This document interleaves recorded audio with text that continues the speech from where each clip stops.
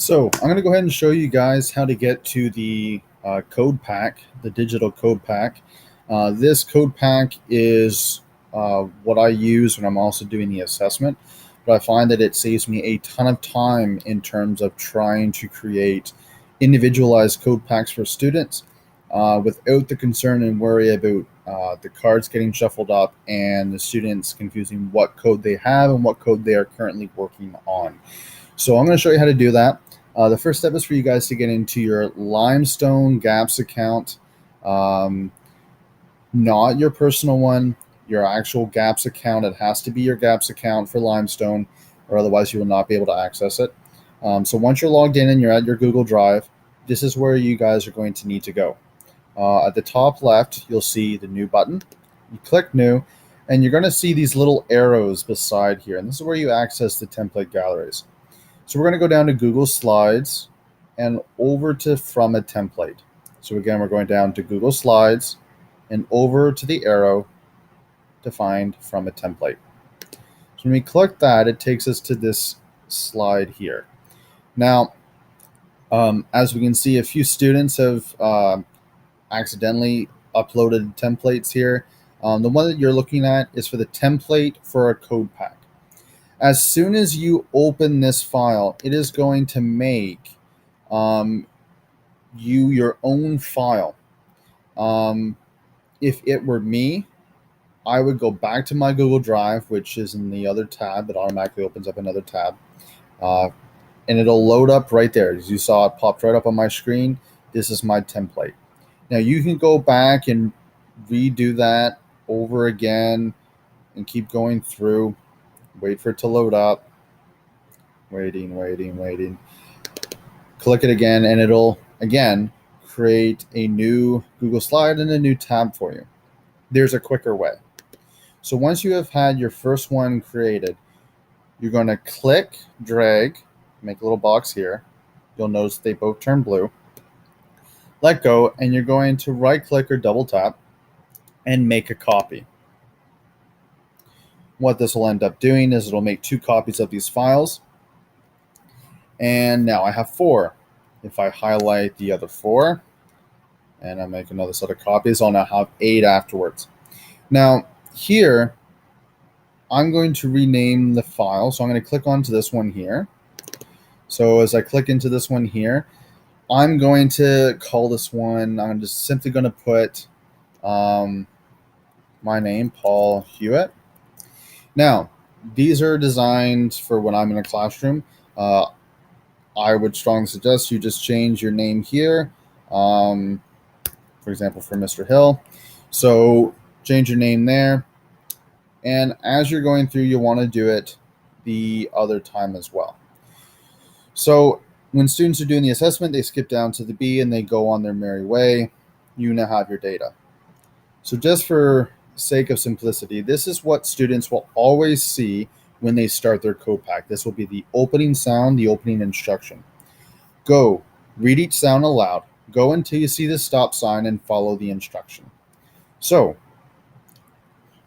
what you're going to end up doing is you're going to cut. So I hit Control and I click both. You'll notice there's a blue ring behind those two. Myself, I just hit Control X. It cuts them away. Right now, I still have them. They're on my clipboard. But right now, my new first slide is what I want it to be, which is this go read each sound aloud. Now, I'm going to say that my student has, or I have all of my consonants, and that I am now going to be working on my vowels here. So I go to the very first vowel I have. Let's say that I have A, but I don't have any other vowel from there. So I'm going to put that line. I'm going to click in between the slide that I want. So not the slide, but in between. Right click. And I'm going to hit paste. You can also hit Control V. So I hit paste. There are my 2 stop signs again. So from here, I have 2 different stop signs. This one says stop and get. I'm just going to change that because it's throwing me off there. Sorry, Mr. Hill. So stop and get Mr. Hewitt.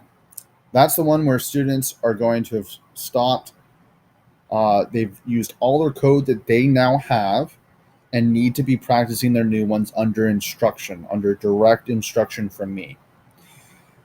What I'm going to end up doing and telling my students is that if I'm currently working with someone, that they need to go back to the beginning of their spreadsheet, or sorry, back to the beginning of their Google slide and practice those sounds again and see if I'm done with that student the next time that they have finished.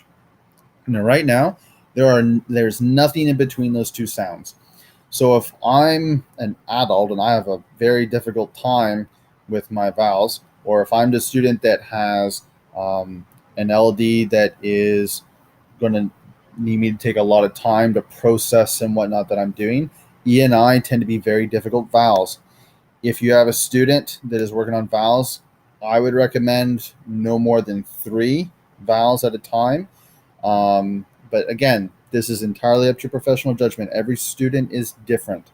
So here, when I'm presenting, so I'm going to start and just do a mock here. Oh, I got to go to slide 1.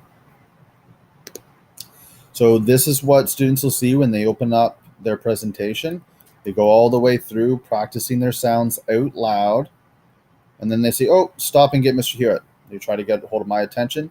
And then I take over and I say, and I go through their sounds and we practice those sounds out together. When we finish, this sign tells me that I am at their end of where they are practicing their code. And from here, the student is then going to go back through that, through the process that you guys are going to be going through this year using the phonics and the MISA project. So anything beyond that is code that they have not yet been instructed or having worked on. Now, let's say, for example, that I actually knew my O sound. Well, all I need to do is just to drag that O sound up. So now, all of a sudden, I have the A and the O sound. I don't need instruction on those anymore. I now just have the E, the I, and then eventually I'll get down to the U. This is very helpful when some students might be missing 2 consonants or something to that effect.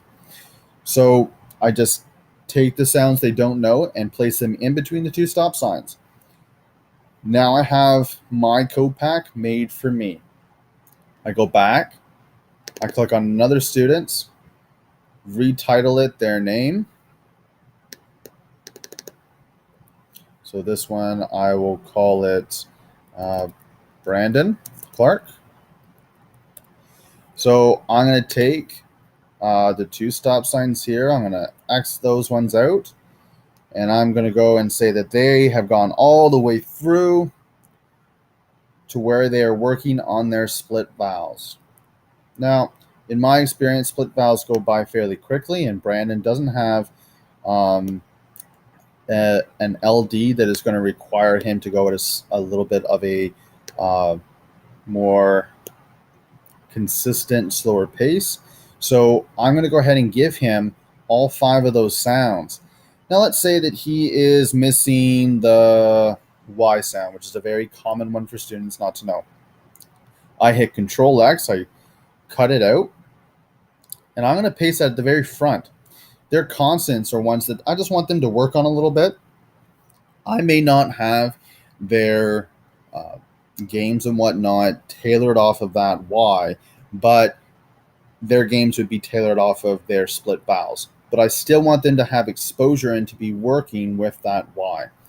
Often I'll just treat that as in any words that you come up with their split vowels need to have that Y sound. They get extra repetition in that Y without having to take away from their targeted instruction elsewhere. So again, anything between the stop signs is the code that they are working on. Anything ahead of the first stop sign is code that they already have, that they can practice independently without any help. Again, the green stop, or I guess it's the green go sign, is at the front. They go all the way down until you've gotten to the stop sign. And once they get to the last one, that's where you stop and they begin to go on with their sequence.